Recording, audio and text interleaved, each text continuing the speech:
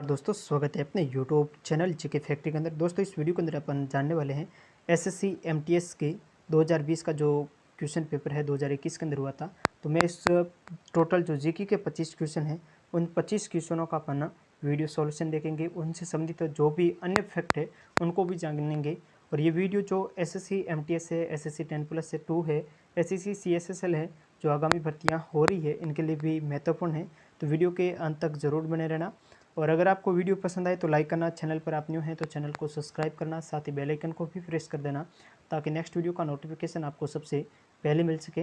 तो चलिए अपन शुरुआत करते हैं। टोटल 25 क्वेश्चन है जीके के, उसका डिस्कशन करेंगे और उनसे संबंधित जो भी फैक्ट है उसको भी जानने की कोशिश करेंगे।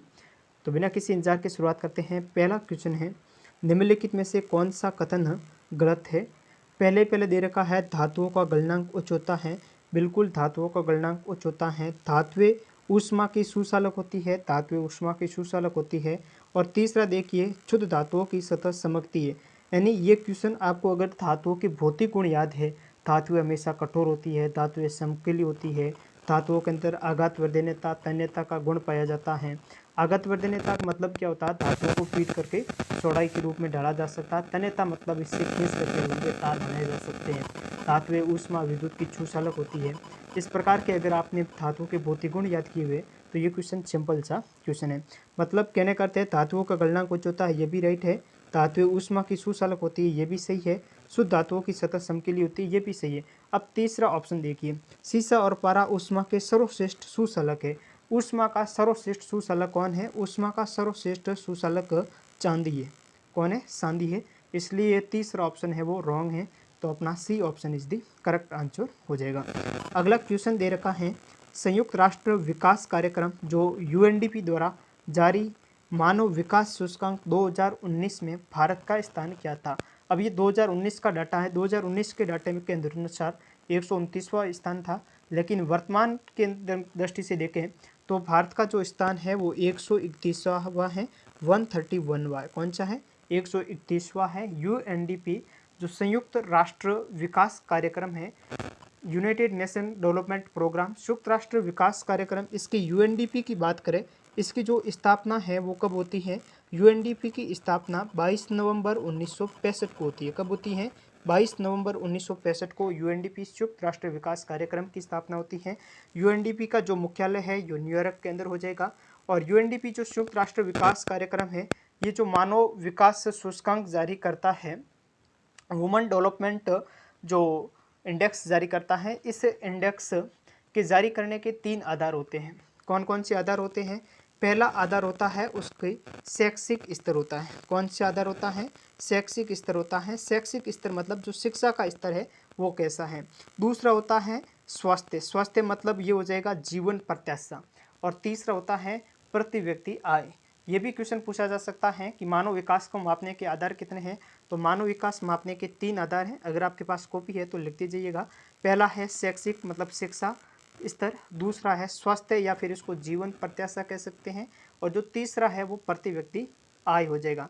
इसमें भारत का कौन सा स्थान है? वर्तमान में भारत का जो स्थान है यूएनडीपी मानव विकास सूचकांक 2021 के अंदर, तो वो 21-22 के अंदर भारत का स्थान है वो 131वां हो जाएगा।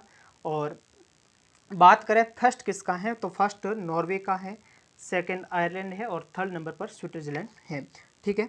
अगला क्वेश्चन है कि कंपनी अधिनियम 2013 के अनुसार किसी कंपनी द्वारा घोषित लाभांश यदि घोषणा की तारीख से 30 दिनों के भीतर भुगतान का दावा नहीं किया गया है तो उसे अप्रत्यक्ष लाभांश खाते में अंतरित होता है। मतलब ये कंपनी अधिनियम 2013, इस अधिनियम की बात करें, इस अधिनियम के अनुसार कि यदि घोषित लाभांश घोषणा की तारीख के 30 दिनों के भीतर भुगतान का दावा करना जरूरी है। अब ये जो कंपनी अधिनियम है ये 2013 है। इसके अंदर आप एक बात ध्यान रखना, इसके अंदर टोटल जो अध्याय की बात करें कंपनी अधिनियम के अंदर 29 अध्याय हैं। और टोटल जो कंपनी अधिनियम 2013 के अनुसार टोटल धाराएँ है वो 470 धाराएँ हैं। और कंपनी अधिनियम के अंदर टोटल अनुसूचियाँ वो कितनी है? 7 अनुसूचियाँ। क्वेश्चन ऐसे भी पूछा जा सकता है कि कंपनी अधिनियम 2013 के अनुसार टोटल इस कंपनी अधिनियम के अंदर कितनी धाराएं हैं? तो टोटल 470 धाराएं हैं, 29 अध्याय हैं और 7 क्या हैं? अनुसूचियाँ रखी गई हैं। तो इसका ऑप्शन ए ऑप्शन करेक्ट हो जाएगा। 30 दिनों के अंदर भुगतान होना जरूरी है। अगला क्वेश्चन हो जाएगा, माता पिता और वरिष्ठ नागरिकों के भरण पोषण और कल्याण विधेयक 2007 द्वारा निर्धारित बच्चों की ओर से माता पिता को देय जो जितनी भी राशि है का मासिक भरण पोषण राशि को माता पिता और वरिष्ठ नागरिकों के भरण पोषण तथा कल्याण संशोधन विधेयक 2019 हटा दिया गया है। ठीक है, ये क्वेश्चन थोड़ा लेंथी है, परिभाषा मैं समझा देता हूँ। इसमें क्या है कि माता पिता और वरिष्ठ नागरिकों के भरण पोषण जो कल्याण विधेयक ये 2007 के अंतर्गत आता है और इस बिल एक्ट के अंदर ये प्रावधान था, कोई भी बच्चा है अपने माता पिता, यहाँ पर माता पिता का दायरा केवल माता पिता से भी नहीं था, अपने दादा दादी भी माता पिता की श्रेणी में आते हैं, सास ससुर है वो भी माता की श्रेणी में आते हैं। तो और बच्चे का मतलब केवल बेटे से नहीं था, दामाद भी बच्चे की श्रेणी में गिना जाएगा, अगर पोता है तो वो भी उसका जिम्मेदारी बनती है, कर्तव्य बनता है कि वो उनका भरण पोषण करे। तो ये जो भरण पोषण के लिए है 2007 का विधेयक है, इसके तहत अधिकतम माता पिता के लिए वो भरण पोषण राशि है, मासिक वेतन था वो 10,000 रुपये दे सकता है अधिकतम, चाहे वो कितना ही हाई क्वालिटी का उसका वेतन हो, बच्चा है वो कितना भी, चाहे मंथली उसकी इनकम 1 लाख भी क्यों नहीं हो, लेकिन माता पिता को भरण पोषण के लिए अधिकतम 10,000 राशि दे सकता है। लेकिन यहाँ पर 2019 के अंदर इस विधेयक के अंदर संशोधन किया गया। संशोधन क्या किया गया, यहाँ पर केवल अधिकतम सीमा को है वो हटा दिया गया, यानी अधिकतम सीमा को इसलिए हटाया गया है कि यहाँ पर देखा जाएगा माता पिता के जीवन का स्तर कैसा है और बच्चे की जो जीवन का स्तर है या फिर जो इसकी आय है, इनकम है, उसका दायरा कितना है। अगर उसकी इनकम ज़्यादा है तो उसको भरण पोषण के लिए पैसे ज़्यादा दे सकता है। 10,000 की जो अधिकतम सीमा है वो 2019 के अंदर इसको हटा दिया गया है। तो आपका ये बी ऑप्शन है वो करेक्ट हो जाएगा, 10,000। देखिए दोबारा सुनिए, माता पिता और वरिष्ठ नागरिकों के भरण पोषण कल्याण विधेयक 2007 द्वारा निर्धारित बच्चों की ओर से माता पिता को 10,000 की मासिक भरण पोषण राशि को माता पिता वरिष्ठ नागरिकों का भरण पोषण तथा कल्याण विधेयक संशोधन 2019 द्वारा जो ये अधिकतम सीमा 10,000 है इसको हटा दिया गया है। ठीक है, अगला क्वेश्चन है, अंग्रेजों ने नवाब के कुशासन के बहाने निम्नलिखित में से किस रियासत पर कब्जा कर लिया था। नवाब के कुशासन के मतलब बहाने अंग्रेजों ने अवध पर कब्जा किया था। किस पर कब्जा किया था, अवध पर कब्जा किया था। ये अवध पर अंग्रेजों ने कब्जा है ये 1856 में किया था। कुशासन के बहाने अंग्रेजों ने 1856 के अंदर अवध पर है वो कब्जा कर दिया था। वहाँ पर जो नवाब थे वो थे वाजिद अली शाह थे। कौन थे, वाजिद अली शाह हो जाएंगे, वाजिद अली शाह है वहाँ पे नवाब थे और अंग्रेजों ने कुशासन के बहाने हैं उसको हटा दिया गया था 1856, कहाँ पर, अवध के अंदर हो जाएगा। ठीक है, अगला क्वेश्चन दे रखा है कि सूर्य के प्रकाश के अंदर कितने रंग होते हैं।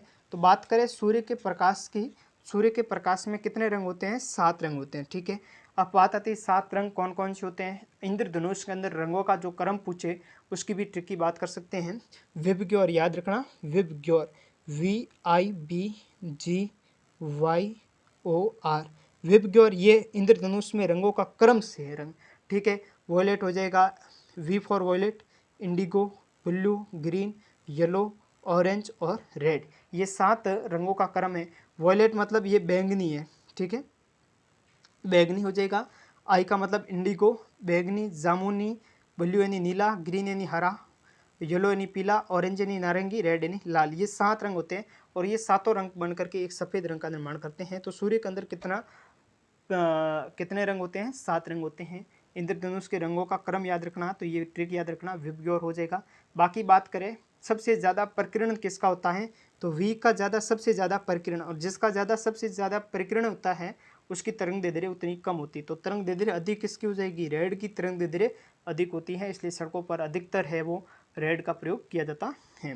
ठीक है, अगला क्वेश्चन हो जाएगा, निम्नलिखित में से कौन सी अवधारणा बताती है कि सतत विकास को प्रगति की धारणाओं के लिए एक समग्र दृष्टिकोण रखना चाहिए और कल्याण के गैर आर्थिक पहलुओं के समान महत्व देना चाहिए। तो वो है सकल राष्ट्रीय खुशहाली, ग्रॉस नेशनल हैप्पीनेस हो जाएगा। यानी ये कौन सी अवधारणा बताती है कि सतत विकास की प्रगति की धारणाओं के लिए एक समग्र दृष्टिकोण रखना चाहिए।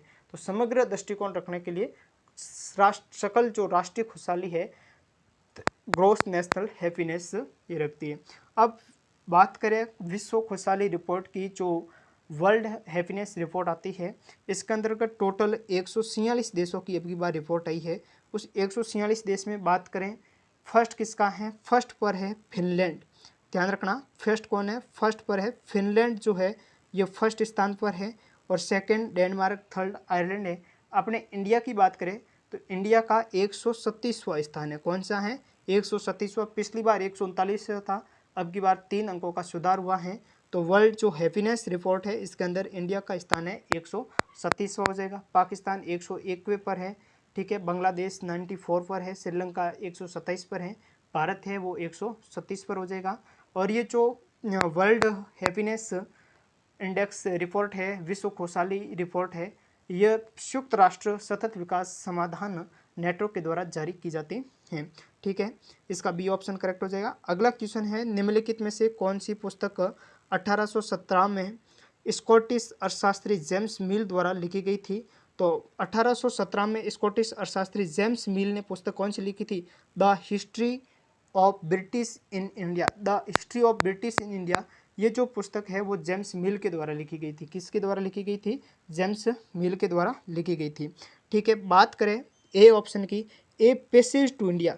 ए पैसेज टू इंडिया ये पुस्तक है 1924 के अंदर अंग्रेजी लेखक E.M. फोस्टर के द्वारा लिखी गई थी। किसके द्वारा लिखी गई थी, E.M. फोस्टर के द्वारा लिखी गई थी, ठीक है, E.M. फोस्टर। तो E.M. फोस्टर के द्वारा A passage to India, A passage to India 1924 के अंदर लिखी गई थी। किसके द्वारा, E.M. फोस्टर के द्वारा लिखी गई थी। और ये जो पुस्तक है a passage to India British Raj और भारतीय स्वतंत्रता आंदोलन की पृष्ठभूमि की ओर इंगित करती हैं, ठीक है। उसके बाद में जो अगला ऑप्शन दे रखा है, poverty un British rule in India.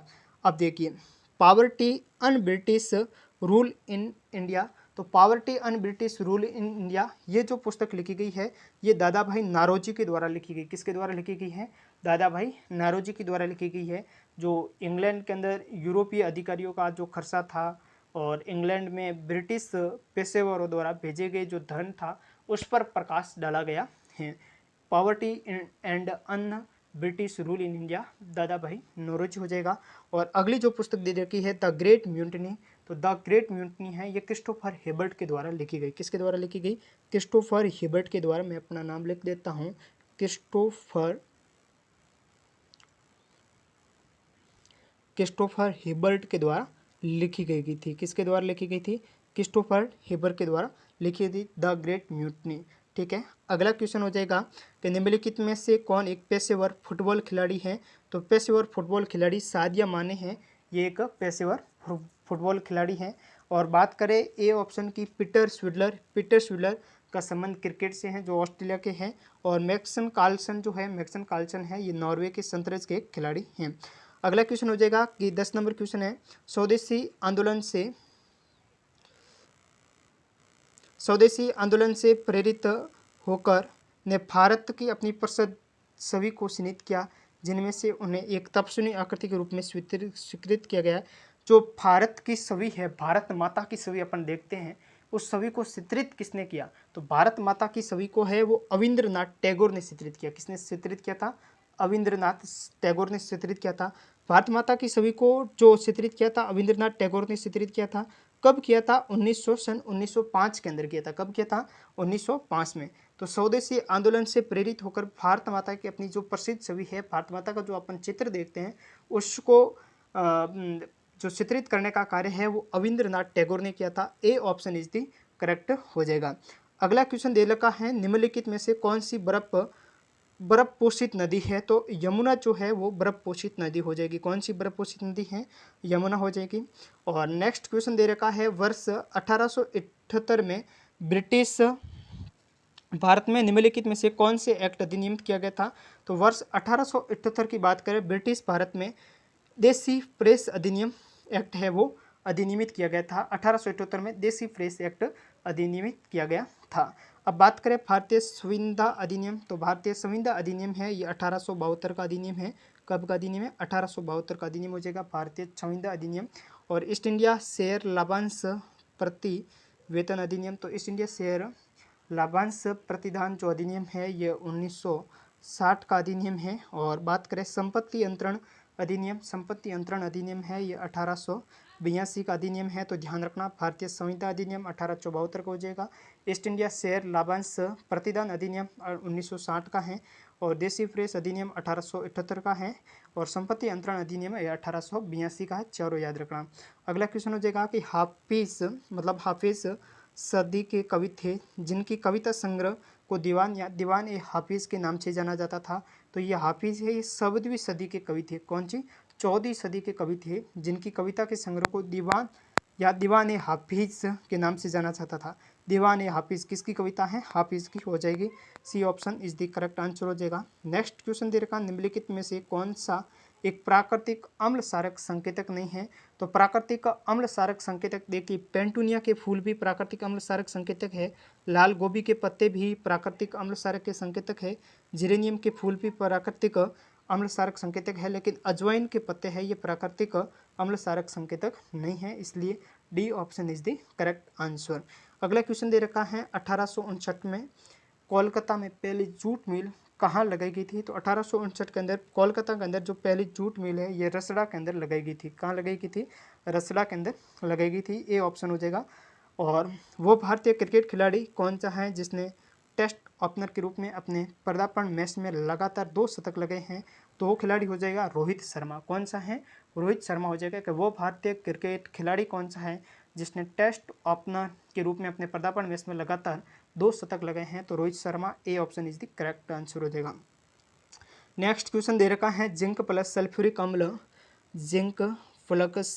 अम्ल H2SO4 यह अभिक्रिया करके जिंक सल्फेट बनाता, मतलब ZnSO4 प्लस अब क्या बनेगा? ध्यान रखना, ये ZnSO4 बन गया, पीछे कौन सा बना? H2, तो पीछे बन जाएगा H2 का मतलब क्या होता है? हाइड्रोजन होता है। तो जिंक प्लस सल्फ्यूरिक अम्ल जिंक सल्फेट प्लस हाइड्रोजन हो जाएगा। डी ऑप्शन है वो करेक्ट हो जाएगा। नेक्स्ट क्वेश्चन दे रखा है निम्नलिखित में से कौन सी पुस्तक है वो राजेंद्र प्रसाद द्वारा लिखी गई थी? इंडिया डिवाइडेड जो पुस्तक है, इंडिया डिवाइडेड है, ये राजेंद्र प्रसाद के द्वारा लिखी गई थी। अब पुस्तकों की बात करें, द डिस्कवरी ऑफ इंडिया, तो द डिस्कवरी ऑफ इंडिया मतलब इसको भारत की खोज भी कहते हैं। ये 1944 के अंदर पंडित जवाहरलाल नेहरू के द्वारा लिखी गई थी जब वो अहमदनगर की जेल में थे। तो इस अहमदनगर की जेल में उन्होंने द डिस्कवरी ऑफ इंडिया 1944 के अंदर ये पुस्तक लिखी थी।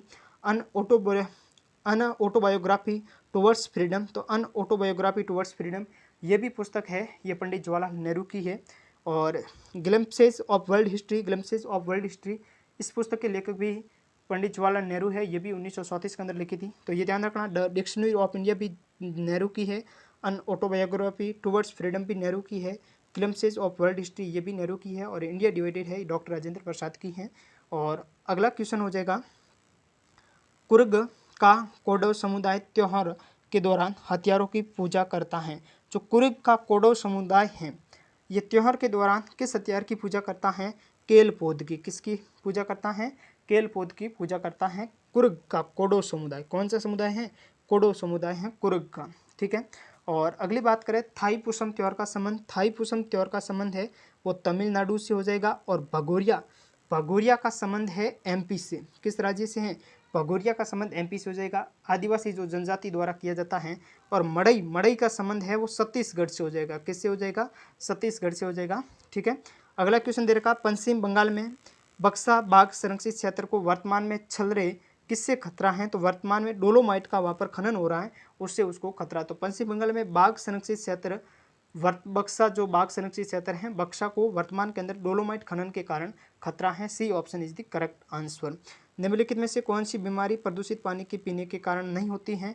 तो प्रदूषित पानी कौन सी बीमारी है वो प्रदूषित पानी पीने के कारण नहीं होती है? देखो, टाइफाइड हो सकती है, मेनिंजाइटिस हो सकती है, कालरा हो सकता है, लेकिन रेबीज है, रेबीज प्रदूषित पानी पीने से नहीं होती है। रेबीज बीमारी कुत्ते के काटने से होती है, बिल्ली के काटने से होती है, रेबीज होती है, रेबडो वायरस के कारण होती है rabies. D option is the correct answer हो जाएगा। कामाख्या माता मंदिर स्थित है, तो कामाख्या माता मंदिर है ये गुवाहाटी असम के अंदर हो जाएगा। कामाख्या माता मंदिर कहाँ पर है? गुवाहाटी असम के अंदर है। और इसमें त्योहार भी, मेला भी भरा जाता, अंबुबाची का मेला हो जाएगा। और नेक्स्ट क्वेश्चन दे रखा है भारतीय रिजर्व बैंक के बारे में निम्नलिखित में से कौन सा कथन गलत है। देखो, भारतीय रिजर्व बैंक अधिनियम 1934 के अंदर अधिनियमित किया गया था, बिल्कुल सही है। आरबीआई जो अधिनियम 1934 के अंदर आता है, आरबीआई की स्थापना 1 अप्रैल 1935 को होती है। ये कह रहा 1929 में हिल्टन यंग कमीशन ने केंद्रीय बैंक की स्थापना की संस्तुति की, जिसे भारतीय रिजर्व बैंक कहा जाता है। ये 1934 के अंदर कमीशन सही है, यंग हिल्टन समिति की सिफारिश पर ही इसे लागू किया गया था, लेकिन ये 1929 नहीं है, ये इनकरेक्ट हो जाएगा। और 1931 में भारतीय केंद्रीय बैंक जांच समिति ने भारत के लिए केंद्रीय बैंक जैसे भारतीय रिजर्व बैंक की स्थापना के मुद्दे को भारतीय केंद्रीय bank central bank of India के रूप में पुनर्जीवित किया, बिल्कुल करेक्ट है। भारतीय रिजर्व बैंक 1935 में परिचालन किया था। जो बात करें आरबीआई अधिनियम 1934 का, याद रखना आरबीआई की स्थापना 1 अप्रैल 1935 को होती है और आरबीआई की स्थापना है यह यंग हिल्टन समिति की सिफारिश पर होती है। आरबीआई के जो फर्स्ट गवर्नर की बात करें वो ऑसबॉर्न स्मिथ थे और आरबीआई के पहले भारतीय गवर्नर सीडी देशमुख थे। वर्तमान गवर्नर की बात करें तो शक्तिकांत दास हैं और जो आरबीआई का प्रारंभिक मुख्यालय था ये कोलकाता के अंदर था, वर्तमान मुख्यालय मुंबई के अंदर है। ठीक है, और नेक्स्ट क्वेश्चन हो जाएगा, सेकंड लास्ट है। अरुणाचल प्रदेश की गालो जनजाति का एक ऐसा त्यौहार है जिसे प्रतिवर्ष अप्रैल में मनाया जाता है, मोपिन। के मोपिन अरुणाचल प्रदेश की गालो जनजाति का एक ऐसा त्यौहार है जिसे प्रतिवर्ष अप्रैल में मनाया जाता है। यानी मोपिन जो त्यौहार है यह मोपिन कौन सी जनजाति है? गालो जनजाति। कौन सा स्टेट है? अरुणाचल प्रदेश है। और प्रतिवर्ष कब मनाया जाता है? अप्रैल माह के अंदर मनाया जाता है। मोपिन का संबंध अरुणाचल प्रदेश से, मोपिन का संबंध गालो से हो जाएगा। ठीक है, अगला क्वेश्चन दे रखा है, प्लासी के युद्ध के बाद बंगाल का नवाब कहाँ बनाया गया था? अब प्लासी का युद्ध की बात करें तो प्लासी का जो युद्ध है यह 23 जून 1757 को लड़ा गया था। कब लड़ा गया था? 23 जून 1757 के अंदर यह प्लासी का युद्ध लड़ा गया था। प्लासी का युद्ध British East India Company versus Bengal के नवाब के बीच में लड़ा गया था। ब्रिटिश ईस्ट इंडिया कंपनी की तरफ से रॉबर्ट क्लाइव था और बंगाल जो के नवाब था वो सिराजुद्दौला था, जिसमें सिराजुद्दौला की क्या हो जाती है? हार हो जाती है, जिसके कारण वेस्ट इंडिया कंपनी है वो मीर जाफर को शासक बनाती हैं। तो डी ऑप्शन आपका करेक्ट हो जाएगा कि प्लासी का युद्ध के बाद बंगाल का नवाब है ये मीर जाफर को बनाया गया था। तो इस वीडियो के अंदर इतना ही। अगर आपको वीडियो पसंद आए तो लाइक करना। नेक्स्ट अपन और 25 क्वेश्चनों की सीरीज लेकर आएंगे जिसमें या तो रीजनिंग होंगे या फिर 25 क्वेश्चन मैथ के होंगे, उसको सॉल्व करेंगे। ये जो सीरीज है डेली कंटिन्यू चलने वाली है, तो इसलिए आप चैनल पर डेली बने रहेगा। अगर आपने अभी तक हमारे चैनल को सब्सक्राइब नहीं किया है तो सब्सक्राइब करना, साथ ही बेल आइकन को भी प्रेस कर देना ताकि नेक्स्ट वीडियो का नोटिफिकेशन आपको सबसे पहले मिल सके। और मिलते हैं नेक्स्ट वीडियो के अंदर, तब तक के लिए वंदे मातरम, जय हिंद।